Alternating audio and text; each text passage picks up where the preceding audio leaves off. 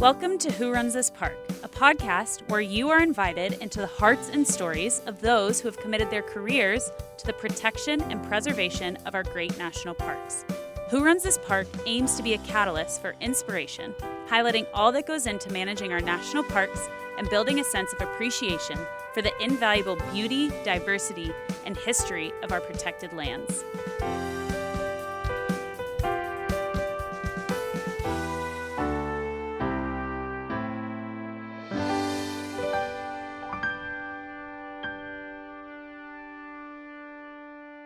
Life is too short to eat boring granola. Granarly, the world's one and only whiskey granola, fills that void. When I was a student at the University of Texas, I worked with Granarly, a granola company based in Austin, falling in love with both the granola and the mission. Go to granarly.com with code WRTP15 to get 15% off to fuel your next adventure. See show notes for more details.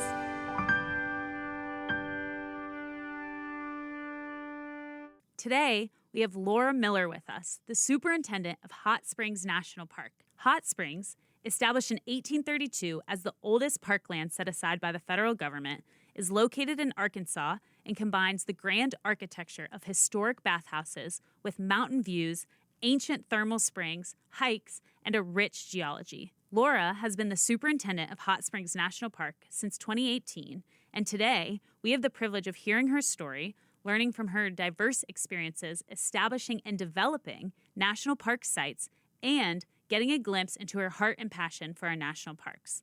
Laura, welcome to the podcast. Thank you. It's great to be here. Yeah. Well, before we jump into how you got to where you are and part of that, a fun way I like to start our interviews is just kind of talking through and sharing one of your more unique experiences you've had while being in the National Park Service. I think for me, the most unique experience I've had is having the opportunity to be involved in starting two new National Historic Sites. Yeah. And at different times, of course, but I think some people, if they're fortunate in their career, they get to be on the ground floor of a new national park, but then to get to be able to do it again, almost as knowing what I know now, right? That has been a really great experience for me.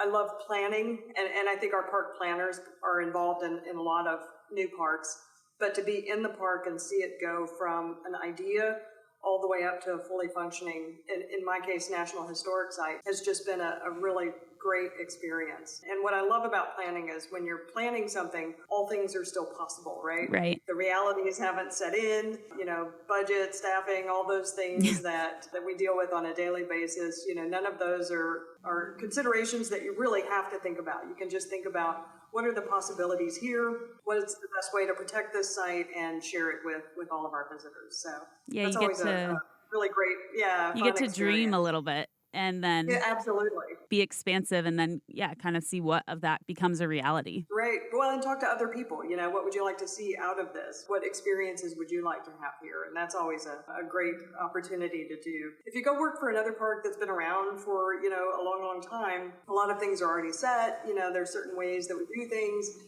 It's known for, whatever features it's set aside for. But when you're starting a brand new site, I like the fact that things are still open for all kinds of possibilities. Yeah. So I'd love to hear you talk about what that process was like for both of them and how you got involved in being on the ground floor for both those historic sites being planned and created. Well, at Little Rock Central High School, that's how I came into the National Park Service. And I got started there because I went back to graduate school in my late 20s, early 30s, to get a degree, master's degree in public history. And my thesis advisor, major professor, had become involved with a nonprofit group that started to develop a visitor center at Little Rock Central High School. And they were developing it as a nonprofit, but they saw a need to commemorate the events that happened there. They saw that there were a lot of people who came to see Central High School and that the story meant a lot to them. Yeah. For a lot of people in the community, what happened there in 1957 with the school desegregation crisis, where Governor Faubus called out the National Guard to prevent 9 African-American students from entering. A lot of people who lived in the town just sort of wanted to forget about that. That was a terrible thing that happened. We don't want to bring it up. Our city has moved on from there.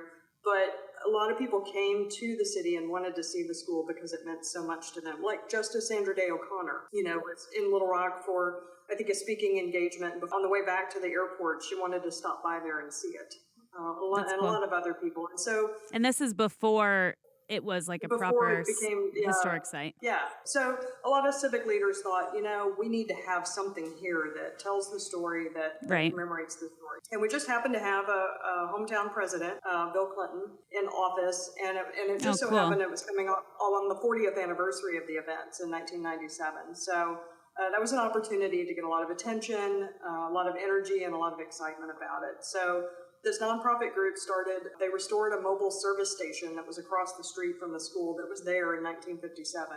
Okay. And my professor was involved because she was a historian, and they called on her to help set up this visitor center and museum and to do the exhibits. And so as her student, I got to be involved in that. That's cool. And worked on that as a graduate assistant for a couple of years, and then they hired me as their executive director when it opened in 1997. Cool. And that's how I got started there. And then within a couple of years, Congress passed legislation to designate Little Rock Central High School National Historic Site. So they brought in a superintendent, and then I was hired as the historian and the first what we call chief of interpretation. Okay. So that's how I came into the Park Service. Yeah, that's and cool. got in on the ground floor of a new National Historic Site. Yeah, so what I'm learning in all these interviews is just the various ins and outs and things that have to happen for like park sites to be created, to be run, and all this stuff. So I guess for Little Rock's High School specifically, it sounds like it was a museum first. And then how did that like legislation get brought to Congress, approved, stuff like that? I think that was always the plan on a lot of people's minds, that they'd like to see it be a part of the National Park Service. Or state parks. At the time, I think they were just thinking that it should be have that sort of designation. Right. And so the group that started it, that got everything going, they knew that they wanted to have something up and running, show the possibilities, show the potential, and commemorate the 40th anniversary. All of the Little Rock Nine there was only one member of the nine, Elizabeth Eckford, who lived in Little Rock. The rest lived across the country and a couple in other countries. So they knew they could still bring them all back, commemorate the events, really make it a big to-do, especially with the president, come and that timing's pretty cool. The timing was very good, and they knew that, they wanted to have that kind of energy and attention on it. But I think they were always doing it with an eye towards eventually turning it over to hopefully the National Park Service. And we had a senator at the time, Dale Bumpers, a longtime senator, and he was retiring soon after that. So he's the one who filed the initial legislation, and it passed.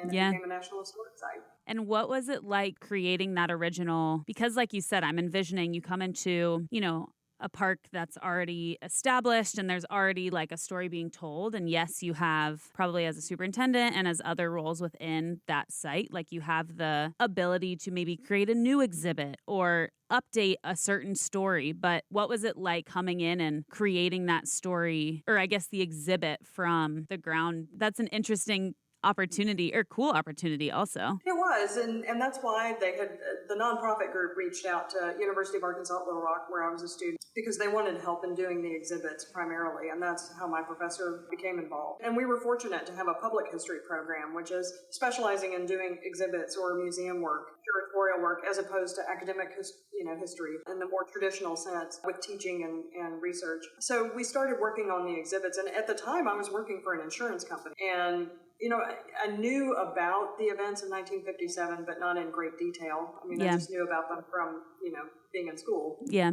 I think like most people. Yeah. And, as I got into it and started doing the research, I thought, wow, these are some hard things to talk about. Mm-hmm. They're, the things that happen to these students are awful. Yeah. How are they going to feel when we, show these images and talk about it again? Reach back out to them. Yeah, I know. I had a coworker, an older than I was at the time, African-American woman, and she was very interested in what I was working on. She would ask me about it, a lot, and ask how things were going.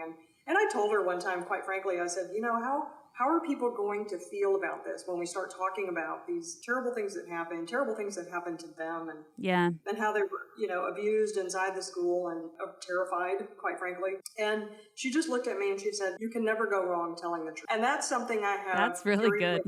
Throughout doing all kinds of history. Sometimes you do get into things that can be difficult for some people to talk about, but for other people, it's not so difficult to talk about. Yeah. Right? For other people, it's a story of empowerment, and it's a story we made it, we got in, things are better now. And so you have to look at it from all sides and not necessarily judge other people in the past, but just be able to talk honestly and openly about people's experiences. And that's what we do. That's our responsibility, is to be open and honest about things that happen. That's the only way we can learn. Yeah, it's like bringing it to the light actually is honoring to what happened. I mean, it's hard Absolutely. to talk about it, but it's like, it's better than pretending it didn't, which is maybe sure. feels like the easier path. Yeah. Let's not bring it up. Let's not make people feel bad. But in burying it, people don't get to know their history. They don't get to understand things that have happened. And so it is important. So I've always taken that as a license to, we can talk about whatever. We can talk about race relations in America. We can talk about these things, and we need to.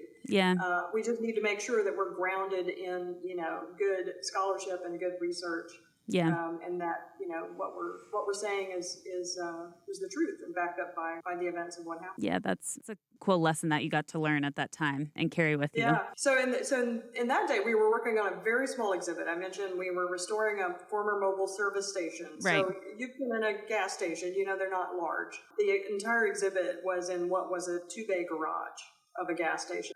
So it's very small. You were changing, you were just using that as the infrastructure for the exhibit? Yeah, so the exterior was restored to look like it did in 1957.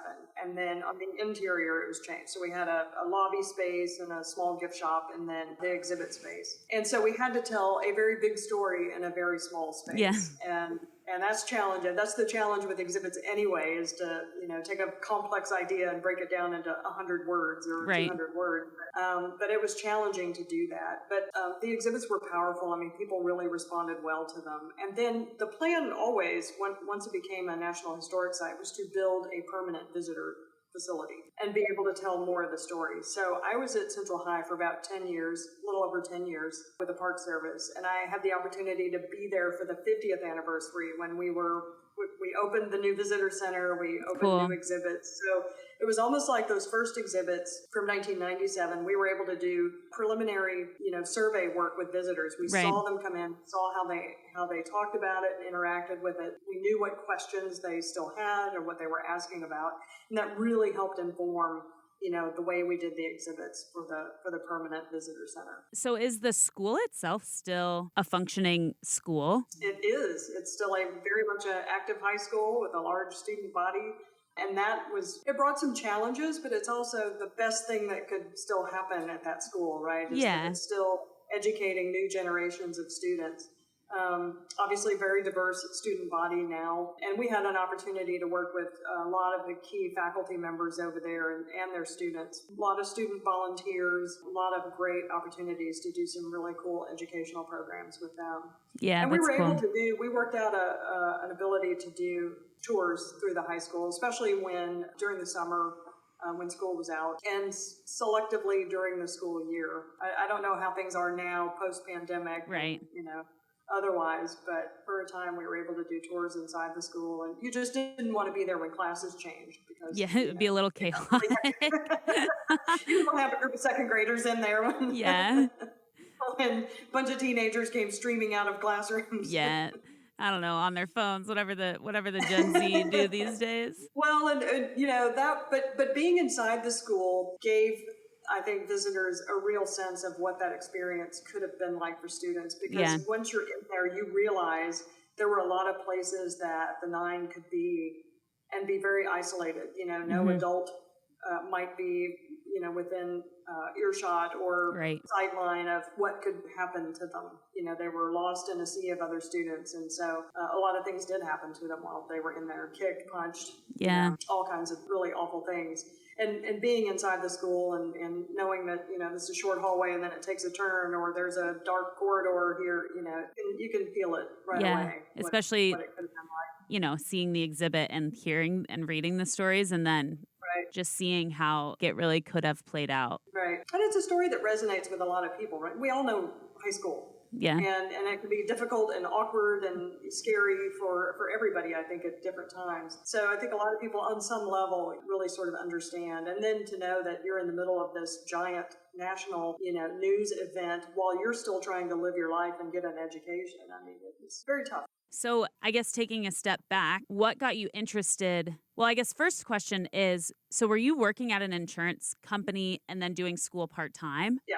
Okay. And then I switched. I went to Right. graduate school full-time and worked for the insurance company part-time. Okay, nice. And then at what point did you transition from the insurance company fully to, was that when you fully became a Park Service employee? No, because I work for the nonprofit. So I was working for an insurance company and had a degree in business, actually, a bachelor in business administration. And I'd worked for the insurance company for about 7 years. And it's interesting work. I mean, I enjoyed it. It Yeah. was something different every day. But also, every day you're talking to somebody who's had something bad happen to them, right? Or in some cases, something horrifically bad, like Yeah. a house fire or, a really horrible accident. So it's difficult to do that day in and day out. So I was in my late 20s and decided I don't want to do this the rest of my life. And I thought back about what I had done in college that I really enjoyed. And it was a lot of upper level history classes that I took as electives. Always enjoyed them, really enjoyed the faculty at UALR. So I just, on my own, took a couple of classes at night. And one of them was a class called Material Culture, which was all about antiques, right? Okay. Antique furniture and ceramics and firearms and, archaeology and museum work and curation. And I loved that class. And, That's cool. And my professor in that class, Dr. Johanna Miller-Lewis, was the one who then was involved in the project at Central High. And so that's how I got involved in that. And then they hired me as their executive director in January of 90. And that's when I started there. And then I And that was executive director of the nonprofit or of the nonprofit. Okay. Okay. And it became a historic site later in 98, 99. Okay. We had a superintendent on site. He had offices at the federal building in Little Rock. And then he hired me on in 2001. So I've been with the Park Service since 2001. Not too shabby. Going on 22 years, I guess, at this point. I know. Hard to believe. I know. Yeah, that's also something that's cool of when I've talked to various superintendents is just the length of their career and the diversity within the Park Service itself and all the different roles that a person could have and all the different ways that lead to being, a superintendent. Right. Oh, right. I think a lot of people, and myself included, working for the Park Service really wasn't on my radar ever. And I never thought, I would have thought that in order to be a park ranger, you'd need to carry a gun or you'd need to have some sort of public lands management type of background. But which is a path.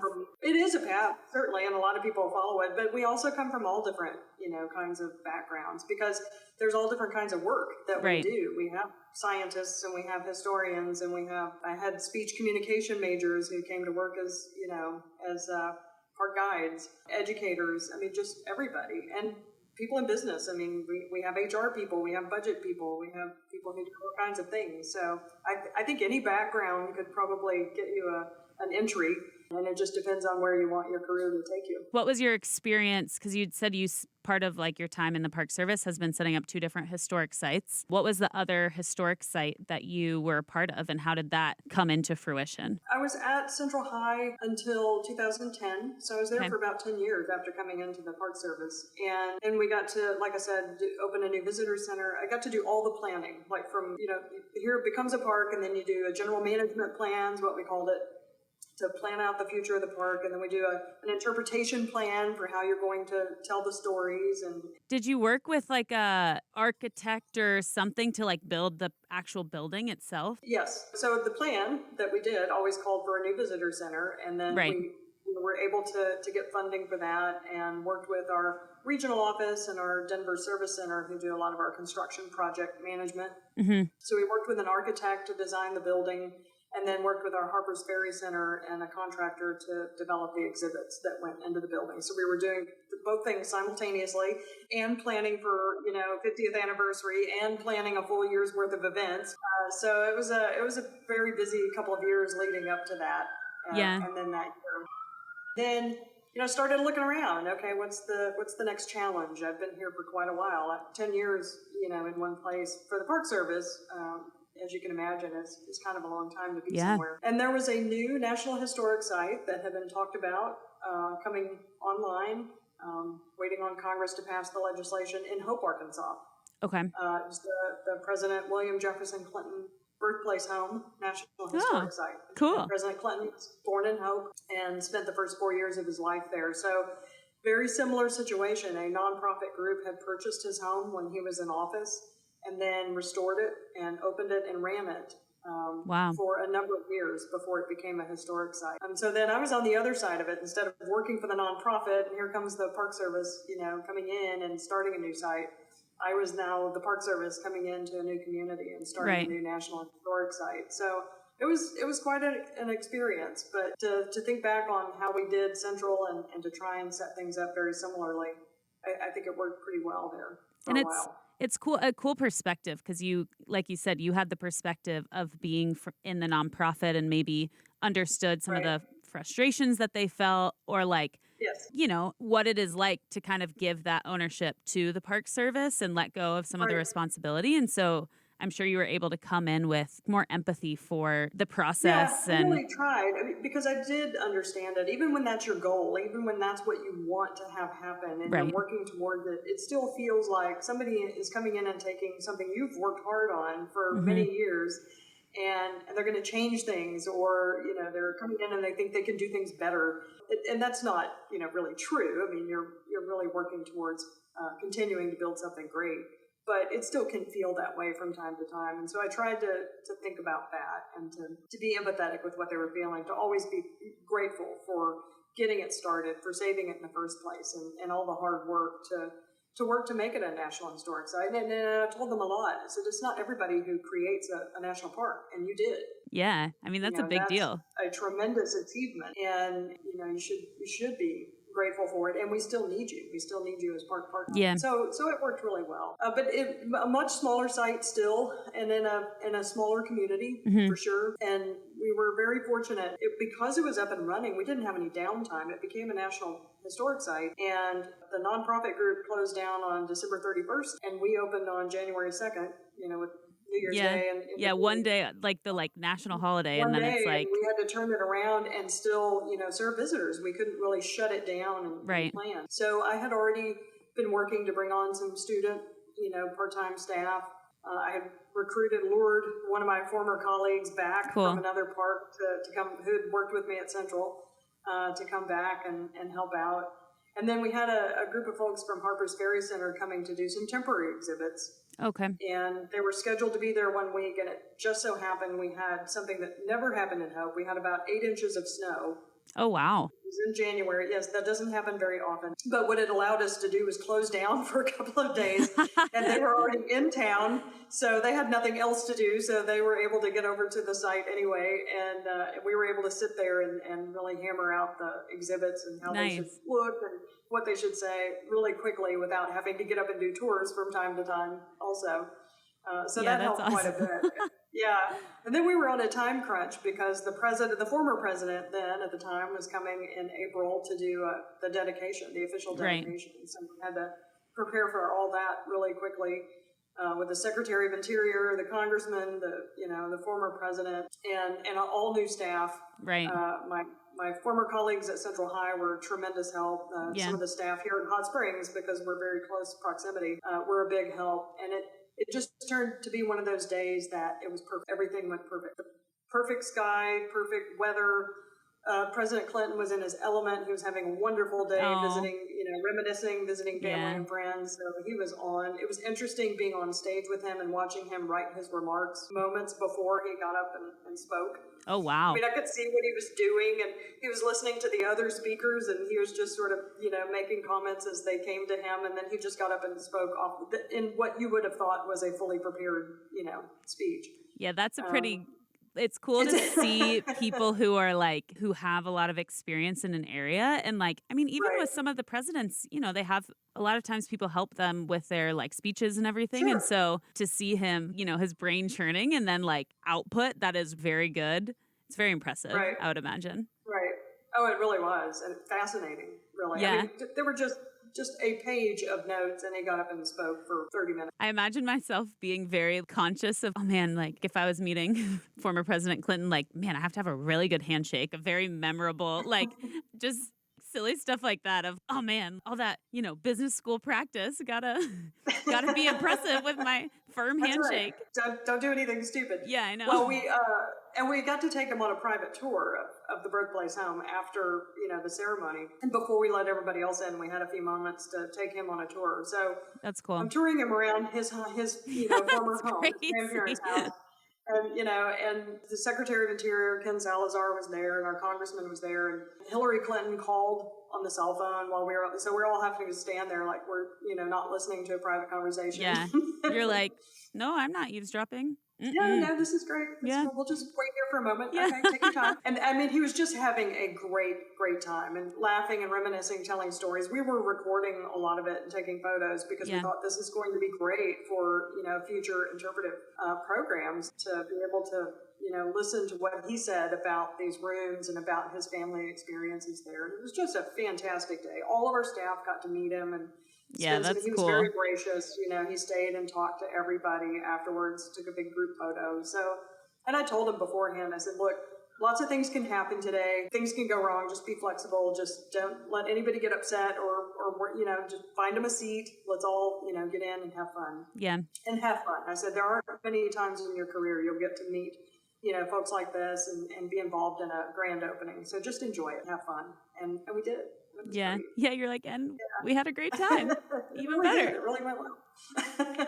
Man, I mean, that is crazy. You're right. It's just like, even if you work in the Park Service for your whole career, to get to meet a former president. I mean, there's not many people in the U.S. who get that opportunity. And like, yeah, maybe it's like a quick handshake at some event or you're getting an award or something, which is amazing in its own right. But then to have a conversation and then to see him be in his element. And then also, I'm imagining it would be such a weird experience and cool to have someone show me around the home that I was born in. I'd be like, what the heck? You know more about it than I do. So that's cool. No, it was great. Actually, we weren't really doing the tour, right? He was. Yeah, right. He was telling stories.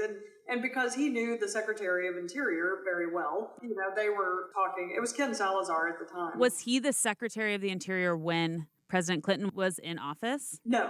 Okay, so he just knew him from being still in the, the realm of importance. Well, and from that, being in the realm. And so he was Secretary of Interior and Hillary Clinton was Secretary of State then. So they were oh my gosh. Yeah, that's... She wasn't there, but, But you heard the she was phone there call. by phone. Yeah, you heard her over the phone, so... That's right, yeah. She was essentially No, we there. did not. We were not listening. Right. You did not hear her over the phone. You just knew that she was on the phone. No secrets were shared. They were really just talking about how great the day was. Yeah, that's cool. It sounds like you went from Little Rock, working at the Little Rock site, to this site. Yes. How long were you working in Hope? I was in Hope for about 4 years. Okay. Doing a lot of the planning, getting the staff in place. And then I got a call from our deputy regional director. She may have even been acting regional director at that point. There was an issue at Buffalo National River, which I was familiar with from living in the state. Loaded there as a young adult before, but I'd never worked there. But there was an issue there, and it was kind of a boundary dispute, some kind of intractable issues and hard feelings, I think, on the side of the partner. And just they needed somebody else to come in and see if we could help resolve it. Somebody who didn't have the baggage of having been there when the issue was emerging. Yeah, a little bit more of a unbiased. Hey, I'm new here. I don't know what happened, but let's see if we can't, fix this and make something good happen out of it. And actually that issue ended up taking quite a while, but it did eventually resolve. But so did you come down with was it like a side project that you were helping with, or did you get hired on at Buffalo River? In order to give me some sort of authority to speak on behalf of the park, they felt it was better if I could come in as a acting deputy superintendent. Okay. They didn't have a deputy at the time, and they kind of needed one. I mean, it's a complex park with a lot of issues. They used to have an assistant superintendent, and then he retired, and as you do, you find a lot of other needs for competing budget dollars, so you try to figure out the best organization for what you need at the time. So they didn't have a deputy superintendent, but they just sort of created the position. Hey, come in temporarily and be acting deputy superintendent. And it worked really well. And to the credit of the the superintendent at the time, Kevin Cherie, I mean, he and I worked really well together, and he made it work. He could have felt like, oh, you don't trust me to handle this issue, you're sending somebody else in. But instead, he looked at it like, this park really does need, a stronger management team, more people. We've got a lot of issues, and we can benefit from this. And we had a great working relationship to the point that after a few months, they did open up a permanent position. I applied for it, and that's how I went to Buffalo National River. All right, cool. For the first time, a very different park from the two smaller National Historic Sites I'd worked with, previously. Well, yeah, it's getting... one, the first experiences you had are really in the weeds, setting things up and having like the ability to shape the future of the site. And then, coming into a more established thing and putting on more of like a problem solving hat. I guess in the other sites, you're also always problem solving of figuring out, given the constraints and the time and all this stuff, how do you make things work? But yeah, it sounds like this was much more of a relational figuring out how to smooth the waters a little bit. And then that's cool that it's maybe transitioning more into the nature side of things and different problems that you're facing, different stories you're telling. So what was that transition like, adjusting? It was fascinating, and I loved it. I loved really every minute of being there. But it was very different. And my background was as a historian. I'd done a lot of research and cultural resource issues, historic preservation, that sort of thing. So moving into a site with 3 designated wilderness areas, congressionally designated wilderness areas, a law enforcement program that I'd never supervised law enforcement before, search and rescue, I'd never really had to deal with before, a much larger and more complex maintenance operation than I'd had to work with before. So I'll never forget, but one of my first weeks on the job, the then facility manager walked into my office and he sat down in the chair across from me and he said, well, whatever name of the tributary to the Buffalo flooded last night, and the low water crossing is washed out, and the school buses can't get through, and the post office can't get through. And you're like, well? And he just looked at me, and I said, what would you like me to do? Do you want me to get my shovel? You're like, and... What do you want me to do? What are you asking here? Yeah.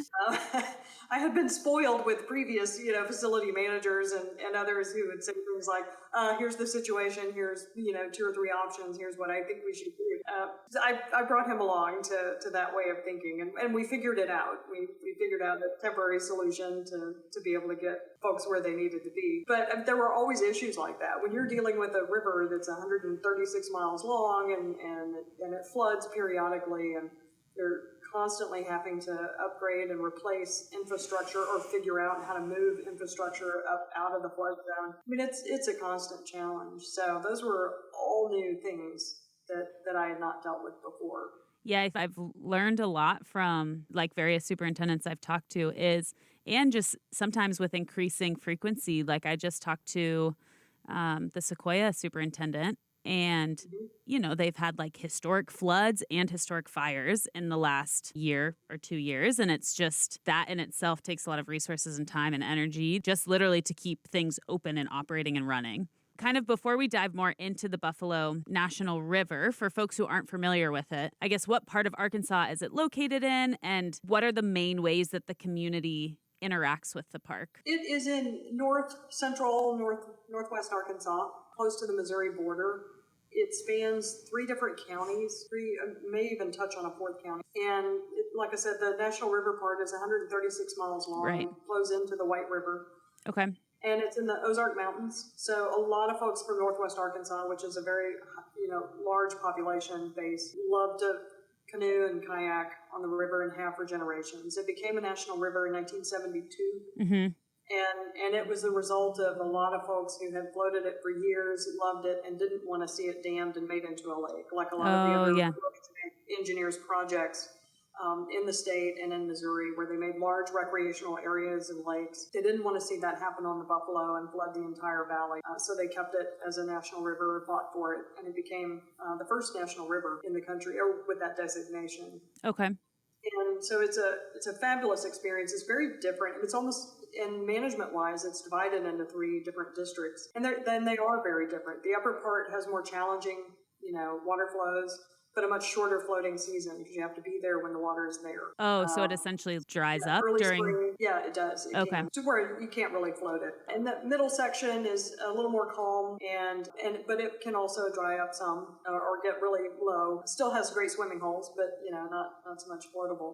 In the late summer, Right. it kind of moves down river as the weather gets warmer and we have less rain. And then the lower section where it flows into the White River is beautiful. It flows through wilderness. I floated that section. It's about a 2-night, 3-day experience in the wilderness, and it's just beautiful. So when you say floating, are you talking about like on like a tube? In a canoe or kayak, yeah. Wow, It's for 2 or 3 more days. Common, yeah. You camp out. I mean, you pack all your stuff in a canoe and set up a tent on the That's riverbank. awesome. And it's an amazing experience. And they are, I think, seeing more people on tubes with, they're slow, they're hard to manage. You don't want to go far on one of those, but more traditionally it's canoe, kayak. Yeah, I'm thinking my like context is, so I grew up in Austin, and there's outside of Austin, one of the river, like people go and float the river, but it's much more of like I wouldn't say a party scene, but it's kind of, they have this whole operation where, I mean, obviously you could go with friends and bring cars and kind of park one car. It's a party scene, right. Yeah, but it's like, the extra energy with the bottom for your cooler. And yeah, it's not like I think there are parts of that river, I think it's the San Marcos River, but there are parts of that river that you can canoe and stuff, but it's much more of an attraction for a day floating and drinking and, moving at a mile an hour pace. Which is, I'm from San Antonio myself originally, and so we floated the Guadalupe River like that. I've actually never floated the river. I've heard of it many a times, and I've done more of the canoeing in that area. But yeah, so just more. I've had a picture in my mind, but it sounds more of the nature side of things and the camping aspect. Yes. The buffalo they call it floating, but they really mean in a canoe or kayak traditionally. And I mean, it's just beautiful. They're 200-foot cliffs towering above you, all kinds of wildlife. It truly is beautiful. Around every bend is something gorgeous. So in the, especially the lower section, is it designated campsites that people camp at, or is it kind of like you can just park your canoe and camp along the river? Yeah, and especially in the lower section, instead of the river rocks, there are some areas that are more sandy, very, very fine river rock and gravel, and you can set up a tent there and just camp right on the riverbank. It's great. Yeah, because it can be honestly hard to get campsites sometimes within park. Obviously, if you know the dates that the things close and recreation.gov, all that stuff, you can definitely get campsites. But I think it's special, it sounds like, to be able to just, camp wherever and have a little bit less of a structure and just more so be enjoying your time outside. Yeah, for sure. And floating on the river like that is just an amazing experience. And to be able to camp right there on the riverbank. I mean, it does require, you don't have fire rings and you've got to clean up after yourself and, do all the right things because it is wilderness. But it was an amazing float. Yeah. Really. And we did it in summer and it was pretty warm. And the water, the river's wider, a little bit deeper there. And so it flows more slowly. And it got so hot that, you can just get out of the canoe and put on a mask and snorkel and just sort of, you feel like you're flying. So fun. You're watching the river bottom and you see fish and turtles and what have you. And you just hold on to the canoe, on a rope so you don't wander away from it. Yeah. But yeah, it was a pretty amazing experience. Yeah. But all three parts of the river are very different, and all of them have really amazing opportunities and experiences. Okay. And would you say... on the recreation.gov thing, I'm navigating it now, because in 2 weeks I'm loading up a camper van with the dogs, and we're going to Acadia. Oh, Acadia. Oh my gosh. Yeah. Nice. Yeah. My sister lives in Seattle, and I'm going to Mount Rainier later in August, and did the whole recreation.gov scenario, but I'm I don't really know what the campsites, I didn't get the hot, cool campsites, so it'll be great regardless, but yeah, it'll be fun. I know. It took me, I was on every morning, right at 9 a.m. I had everything loaded, hit the button, and no. Yeah, you're how are this many people also? I'm why is this? I mean, I'm watching my watch, and yes. I know. This is on the other spectrum of things, but living in New York City, the equivalent of that is getting a reservation at a restaurant. And, the hot restaurants like 30 days or 14 days before 9 a.m., you like log on and you have to book your table. And I had friends coming in town, and I did it for this one really popular restaurant and was on the subway and lost service for 20 seconds at 9 a.m. Oh, no. And literally it went from I logged on and it was all the hours, and then they just all went away. And it's the same thing. I'm like, how are this many people trying to eat dinner on this night? Like, how did they also get this idea? Right. Well, there's a gazillion campsites, right? I know. I'm like, there's so many parks. There's so many campsites. Yes. How did everyone else? Maybe we all read the same blog that said to, Yeah, absolutely. Yes. Obviously, we did. Here and here. But we scored 2 nights in Acadia, and that's great. And, nice. And then we're going up to Katahdin Woods and Waters and some other places where it was much easier to get reservations. Nice. Going back to the Buffalo National River, I'm assuming along with the floating, are there a lot of hiking trails and stuff that people partake in around the area? Yeah, absolutely. There are over 100 miles of hiking trails through there, including the Buffalo River Trail, which goes almost the full length. Of the river. So a lot of hiking, a lot of equestrian use on the trails, and then, of course, the canoe kayak. Yeah, so it sounds like, and again, this is part of my favorite part of these interviews is just hearing the different ways that people get into the Park Service. And again, how it's like, you had a history or experience being a historian and then got the opportunity to dealing, like you said, more with law enforcement, search and rescue, and probably a ton of park maintenance. What led to coming to Hot Springs National Park? Well, I had always been familiar with Hot Springs because in the early days at Central High, they were the closest national park site to us. And so as we were becoming a national historic site, while the legislation was working its way through, the then superintendent of Hot Springs, Roger Giddings, would come up and offer assistance. Cool. Then in the transition, they did a lot of work for us, a lot of administrative work. I remember coming down here to take training in the early days, just because we weren't really fully functional yet. Right. And so I was very familiar with the park. And then, of course, from having lived in Arkansas a good part of my life, most of my life, I was always familiar with the community as a place where we would come to go boating on the weekends. There's a lot of lakes around here. Okay. A lot of camping in the Ouachita Mountains in the National Forest, Ouachita National Forest. So I was very familiar with it. In the early days, though, there wasn't a whole lot going on. Downtown was kind of dead. The bathhouses were all empty and vacant. When you're saying in the early days, what time frame are you? Probably some of your listeners, ancient history, but not 80s, okay. Late 80s, early 90s. And through a big part of the 90s. That's relatively recent to have it I be... like to think so.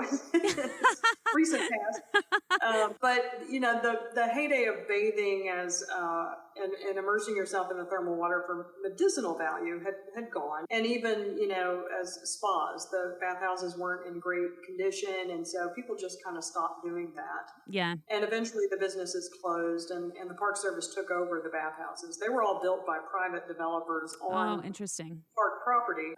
And then, the Park Service inherited them as they closed. And so there just wasn't a whole lot going on downtown, but the park started a very successful historic leasing program, got owners back into the businesses.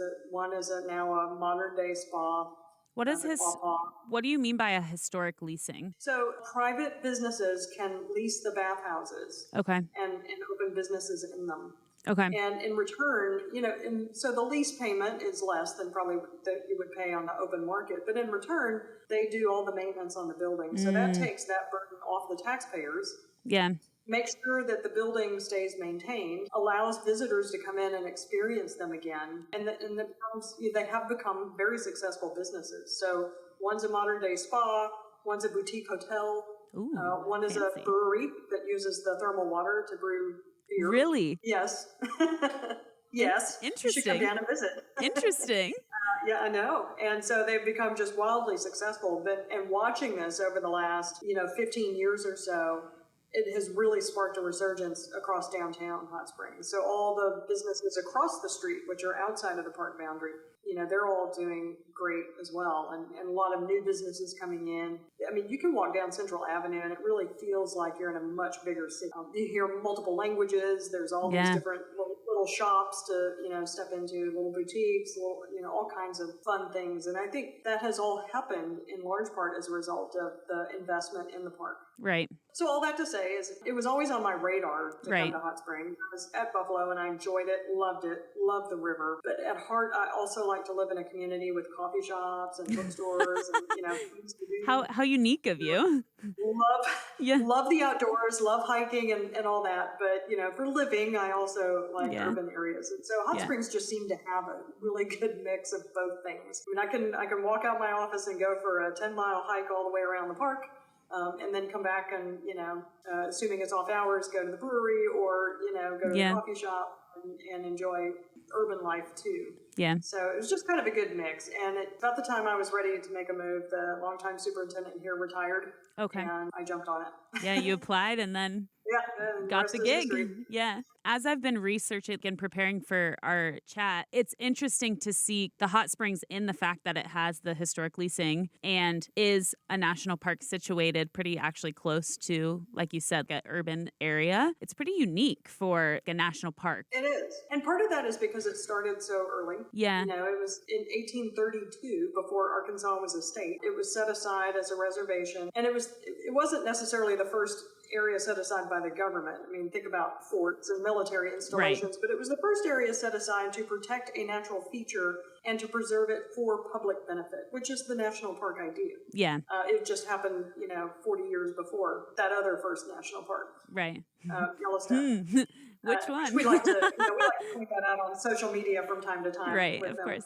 Of course. But it was set aside as Hot Springs Reservation, and the city really grew up around it to provide services for people who were coming here for health reasons. They were looking to the thermal water to, improve mobility, Okay. and to help them with various and sundry medical ailments that they had. So were people coming there for medical reasons maybe before those things could be replicated outside of a before like a hot tub or I don't know. I guess when did that switch from it being a medicinal place to, like you said, kind of not and losing some of the allure? Right. Well, yes, people were coming here for medical reasons primarily. And there were other, springs like Saratoga Springs in New York. Right. Warm Springs, Georgia. I mean, these things existed.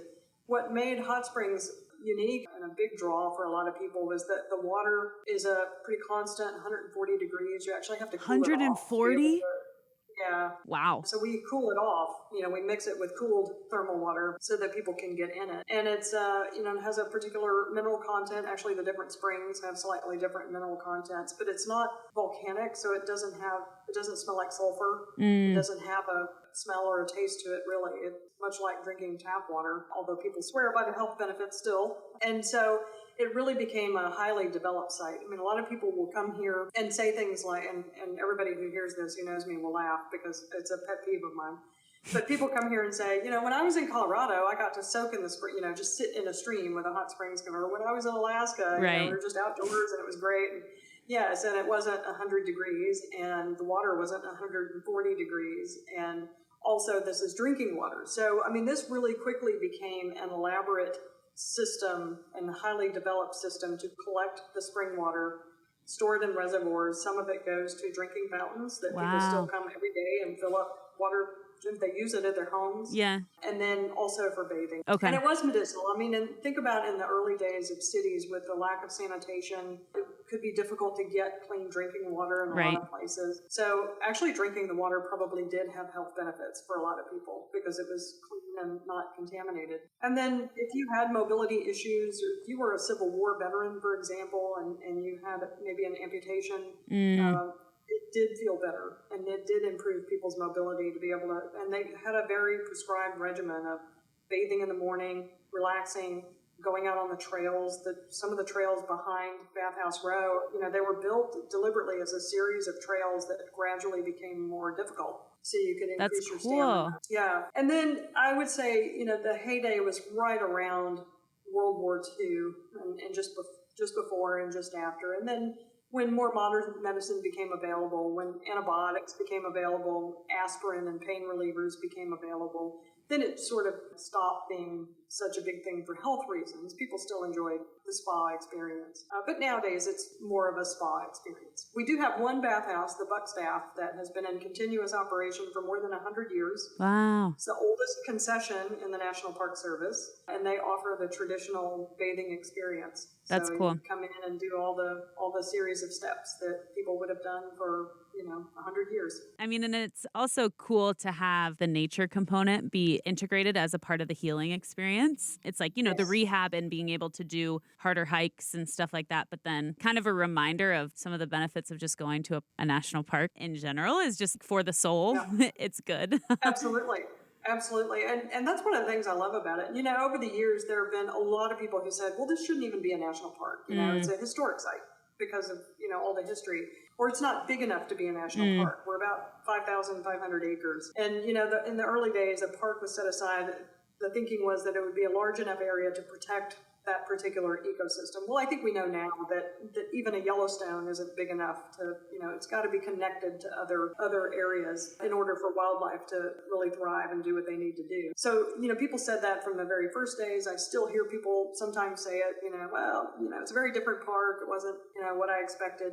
But we have all the things. We've been here since the very beginning. Yeah. Stephen Mather, the first director of the Park Service, loved this place. He came here, actually soaking in the thermal water from time to time. And he was a big champion of it. But it's like we have all the things. We have CCC, Civilian Conservation Corps rock work that was developed back in the day. We have these historic bathhouses. We've been around forever. We've been here through the whole history of the National Park Service.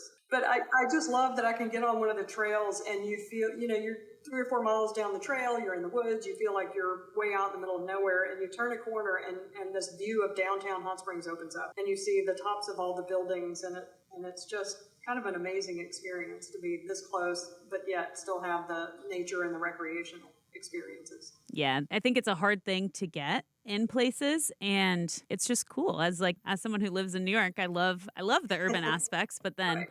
to have it be so situated to very peaceful nature is really cool. So are there any partnerships that you in the coming years are hoping to pursue with Hot Springs? Well, yes. I mean, I will say that our biggest success has been our partnerships that we have with the businesses that operate in the park Right. historically.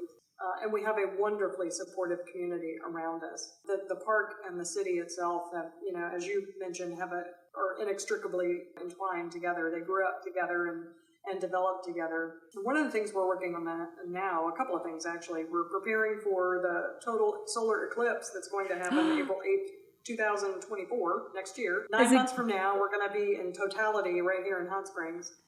So we're preparing for that. I think Austin is actually in totality also. It's I think you're correct. It's taking a path right but up that way. that kind of makes sense. I don't know. They're close-ish to each other. Right across central Arkansas. Yeah.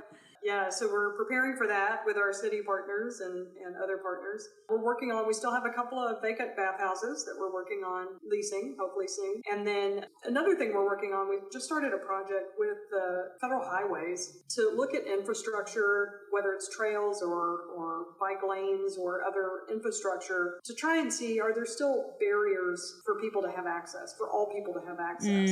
And we're kind of in a unique situation in that we are so urban and we are in the sort of the downtown core, and we're surrounded by neighborhoods. So people do have access, but really looking at, are there better ways that people could access the park and have recreational experiences that they want to have. So we're working with a lot of what will be new partners for us to bring them into a planning process, hopefully later this fall, and just sort of look at ways that we can maybe improve that, make sure that everybody knows that they have access and all the different ways they can experience. When you first came to Hot Springs, how long do you think it took you? Because I'm sure at first you're just trying to understand the context of the park, explore it, and figure out what the current urgent issues are. How long do you think it took you to be able to think longer term and feel like you have the day-to-day stuff under control to then have that capacity to dream big about these partnerships that you're going to do or these initiatives and stuff like that? Well, I've been here almost 5 years, so when I get to that point, I'll let you know. No.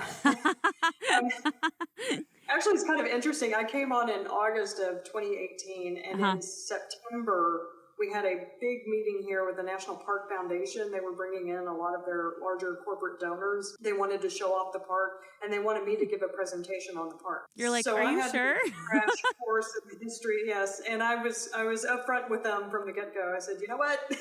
I'm new at this too, so we're going to learn together and figure out all the important things about the park. Good thing you had a historian background. Yes. And a fabulous historian and curator here in the park Nice. who assisted me greatly. But yeah, I had to do a crash crash course in all the key issues. One of the hard things about working in a park and being a superintendent especially is you feel like every day I could go from one meeting to another all day long, and they're all very important issues and they're all very different, and trying to pivot, from one topic to another and feel like I'm doing, a great job still. Yeah. Be very difficult and very challenging. But on the other hand, every day is different, and, there's always something new and something interesting to learn and think about and try to figure out how to deal with. So yeah, Keeps I'm you on still your learning toes. about the park every day. I mean, there's still parts of it I haven't hiked to yet. Yeah. There's parts of it or issues that I haven't really had to deal with yet because they've been on the back burner. But that's what keeps it interesting. Yeah, that's awesome. One of the awesome. things I love about the Park Service. One of the things I like to ask each person as we wrap up interviews is for their specific park. So in your case, Hot Springs, what is something that, I know we've talked about it quite a bit, but what is something that you wish people knew about Hot Springs National Park, regardless of if they have or haven't been? I think one of the main things is just like I was saying, it's a unique place. And, yeah. I mean, there are a lot of places that have hot water, thermal water, and a lot of spa areas that people can soak in, and they're fabulous in their own right. But this park has a really interesting history and a really interesting reason for how and why it developed. And it's not Colorado and it's not Alaska, and it's a very different experience. But right. It's a unique one. And you can come and you can touch the water. We have a couple of places where people interact with the water, but you can also go through the whole spa experience, just like people did 100 years ago, or you can hike the trails. So just knowing that there's all these different aspects of national parks that we have grown up, with the National Park Service and developed right along with it. You can kind of experience parts of the whole history of the National Park Service right here. Yeah, and I like what you said earlier of how Hot Springs, the city itself, and the park have grown up together, and kind of that interplay, like we've mentioned a couple times, between the urban and natural landscapes is really unique. And there's not a ton of places that have that contrast. Absolutely. That's what makes it special. Well, thank you so much, Laura, for taking the time to chat. It was awesome to hear your story and learn a little bit more about some of the different park sites within Arkansas, and then Hot Springs specifically. Absolutely. I would encourage everyone to come visit. It is a great place. Yeah. And as I talk to everyone, I'm like, and that park has been added to my list also. So the list is growing long. I've been to a lot of them, but I still have a lot more to go to. So I like to experience them just like our visitors do. So they're a lot of fun. Well, thank you so much for your time, Laura. Thank you so much. I appreciate it. Thanks so much for listening today. Our music was composed by Danielle Bees. If you liked this podcast, rate, review, download, and tell your friends about it. This ensures the stories of our national parks and how they are run are shared. Listen to the other episodes wherever you listen to your podcasts, or visit us at whorunthispark.com to learn more. I'm Maddie Pellman, and you've been listening to Who Runs This Park.